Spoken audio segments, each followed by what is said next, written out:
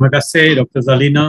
Ya, tajuk kita pada hari ini adalah The Learning Pyramid dan tajuk ini memang tuan-tuan dan puan-puan mungkin dah biasa. Sebelum tu, terima kasih kerana dapat bersama pada petang Jumaat ini. Seperti yang disebut oleh Dr. Zalina bahawa ini minggu cuti untuk seminggu selepas hari ini. So selamat bercuti dan melawat dan sebagainya. So tuan-tuan dan puan-puan, The Learning Pyramid ini, yang pertama sekali, kita tahu bahawa setiap pendekatannya dalam PDP atau cara kaedah mengajar yang kita gunakan membawa retention atau keupayaan seseorang itu mengingati apa yang diajar itu dalam peratusan yang berbeza. Yang pertama sekali, kalau kita gunakan lecture style. Kalau lecture style yang banyak kita pernah melalui dekat universiti, tapi saya nak buat satu kenyataan caveat, maksudnya tidak ada satu pun di sini kita boleh katakan, oh ini dilarang kita gunakan secara keseluruhan, no. Setiap satu kaedah atau style ini mempunyai kekuatannya sendiri. Umpamanya, walaupun lecture kadang-kadang membawa peringatan atau retention hanya 5%, ia dianggap sebagai the passive, ya, pendekatan pasif. Ia lebih kepada auditory, mendengar sahaja. Sama juga kalau kita baca, retention adalah 10% dan ya, itu pun dianggap sebagai pasif. Dan seterusnya kita masuk ke visual, ya, termasuk reading juga sebagai visual. Ya, masih lagi kalau audio visual saja dianggap pasif dan seterusnya. Biar saya mulakan dengan yang pertama, yang lecture. Can we go back to that slide? Ya. Kalau lecture, dia bukan cara yang paling terbaik untuk pembelajaran, untuk learning dan kalau kita nak mengingati sesuatu maklumat itu. Ia dianggap sebagai satu pendekatan yang pasif. Tetapi, bullet yang ketiga, kalau anda lihat, auditory learners tend to find lectures more stimulating. Orang yang dia boleh fokus bila seseorang itu memberi ceramah dan sebagainya, bagi mereka, lecture style itu okay. Right.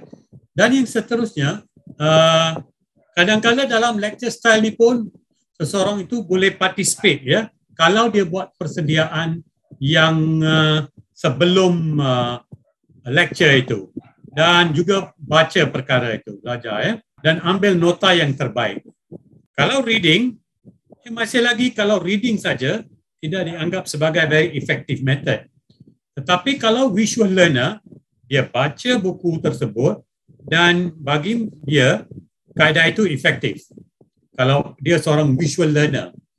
Kerana kaedah penyampaian mesti sesuai dengan pembelajaran, style pembelajaran. Dan yang ketiga, kita tidak boleh kata reading itu tak penting kerana 10% retention. Reading is necessary. Saya masih ingat bila buat masters dekat US, untuk setiap satu kursus yang kita ambil, paper yang kita ambil tu disediakan 2 buah buku bacaan. Dan pensyarah sentiasa akan rujuk untuk minggu depan sila baca bab 6 dan 7. Dan kalau kita tak baca, bila dia masuk, bila dia nak bincang, mudah je dia tahu bahawa kita belum baca. Bila dia bincang satu konsep, kita tak pernah dengar pun konsep itu. Kerana konsep itu memang ada dalam bab tersebut. So dalam setting akademik, dalam setting sekolah, textbook ada peranannya tersendiri. Dan ada banyak cara, ya, strategi untuk macam mana kita nak baca textbook ini. Audio visual, walaupun 20%, tetapi ia boleh menarik perhatian si pelajar kita. Walaupun di peringkat asas dan juga di peringkat lanjutan dekat universiti. So audio visual teaching tools, video, sound, pictures, graphs dan sebagainya. Macam hari ini saya gunakan piramid ini. Piramid ini kita boleh rujuk dan mungkin ada cara kita boleh ingat daripada lecture sampai ke teach others itu. Dan sekarang ini pula ada itulah daripada program CDL ini yang kita ada banyak cara kita boleh gunakan visual instruction untuk keberkesanan pembelajaran. Dan bahan yang kita nak sampaikan itu boleh pelajar ingat dengan lebih baik. Dan kita boleh kaitkan dengan banyak kaedah yang lain, active forms of study yang lain. So boleh ada kombinasi, reading, lecture, audio visual. There can be a combination. Tidak semestinya audio visual artinya satu pendekatan itu saja. Demonstrasi, of course. Kalau kita buat demonstrasi, pelajar lihat, mereka tahu dan akan ingat lebih baik. 30%, they will retain apa yang mereka belajar. Learning the tasks that they can observe. Banyak dalam sains kita gunakan demonstration. Ini adalah yang pertama, lebih mirip kepada active learning berbanding dengan passive learning. Dia cenderung kepada active learning. Dan kalau benda itu sangat susah, saya masih ingat supervisor saya dekat semasa PhD, dia pakar fisiologi dan beliau ajar doktor pakar tentang neurologi, macam mana minda kita berfungsi, otak kita berfungsi, dan dia ada caranya tersendiri. Walaupun bila nak mengajar tentang otak manusia ni bukan mudah. Tidak jadi pasif dan dia terang, Dan yang terakhir, ia merupakan satu cara yang efektif dan boleh tidak confusing. Tidak akan membuat pelajar kita tu rasa pudar tentang apa yang kita ajar. So, dengan audiovisual kaitkan dengan demonstrasi, dia boleh jadi lebih mantap. Next please. Discussion, banyak kita gunakan discussion. Saya boleh kaitkan pembelajaran saya sendiri dengan semua pendekatan-pendekatan ini. Kalau di universiti, saya ingat kita ada satu kumpulan group discussion. Setiap kali 2 minggu untuk baca tu, study period sebelum exam tu, kita akan gunakan banyak group discussion. Ia merupakan satu cara kita bila rakan kongsi pengalaman atau material yang dia baca, bahan yang dia baca, kita boleh kadang-kadang memahami dengan lebih baik. Student interact di antara satu sama lain dan itu akan memperhebatkan interaksi antara pelajar dari aspek kognitif dan stimulate student thinking, increase participation dan engagement. Engagement maksudnya kita rasa kita terlibat, So it's a classroom setting, kita boleh gunakan dalam classroom setting atau pelajar atau di universiti kita selalu ada study group.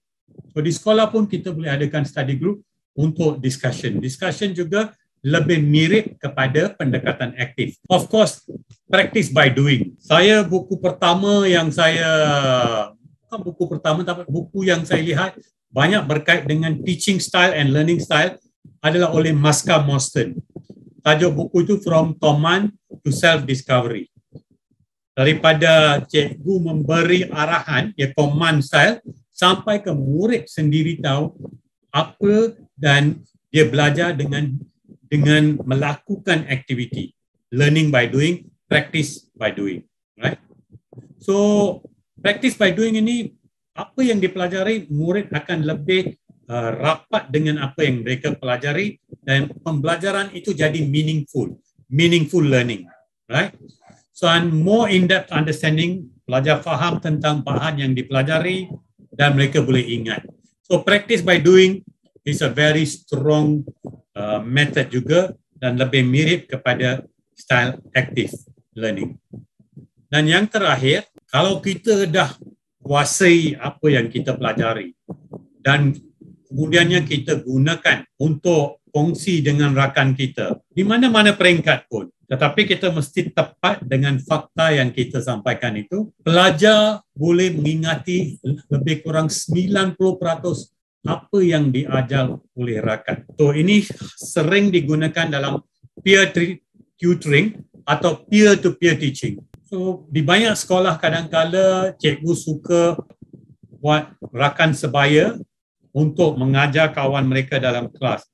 Pairing of students, even pairing of bila kita hadir kursus pun kadang-kadang kita ada paired tutoring. Right? So the best place untuk gunakan ini ialah untuk juga melalui kaedah study group. So tuan-tuan dan puan-puan, daripada lecture sampai ke peringkat yang tertinggi yang ada 90% retention is to teach others, mengajar rakan yang lain. Seperti saya kata, the effectiveness of any learning method is dependent on the unique learning style. Setiap pelajar, setiap individu kita ada cara pembelajaran kita sendiri. Saya sendiri, saya boleh anggap I am more visual. Bila saya belajar, saya kena buat diagram sendiri, saya boleh buat kerangka dan sebagainya. Some students retain and recall information through visual learning, yang lain mungkin dengan kaedah auditory, by listening, the lecture style, reading dan sebagainya. Tetapi kalau nak memaksimumkan the most effectiveness of your study, kenal pastilah apa learning style anda. And bagi cikgu yang mengajar, vary your method of teaching and learning. Vary the method. The learner pun kena membezakan, adakan perbezaan dari segi cara nak belajar, dan bagi guru pun gunakan kaedah-kaedah yang berbeza. So tuan-tuan dan puan-puan, itu saja daripada saya untuk hari ini. Saya akhiri dengan ungkapan yang saya selalu bacakan. Buku adalah beban latihan untuk minda kita. Books are the training weights of the mind. Kalau kita nak menguatkan otot, kita pergi ke gym untuk kuatkan otot kita. Kalau kita nak tambah ilmu, maka kita cari daripada pelbagai sumber. Daripada internet, daripada buku dan sebagainya. Daripada setiap sumber. Perbincangan dengan kawan, menghadiri macam hari ini, CDL, hands-on. So, ada beberapa buku yang saya paparkan muka depan mereka di sini. Itu saja daripada saya. Tuan-tuan dan puan-puan, teruskan usaha anda, perhebatkan. Saya tahu anda semua sentiasa memberi sumbangan yang terbaik kepada sistem pendidikan kita. Itu saja daripada saya. Sekian, terima kasih.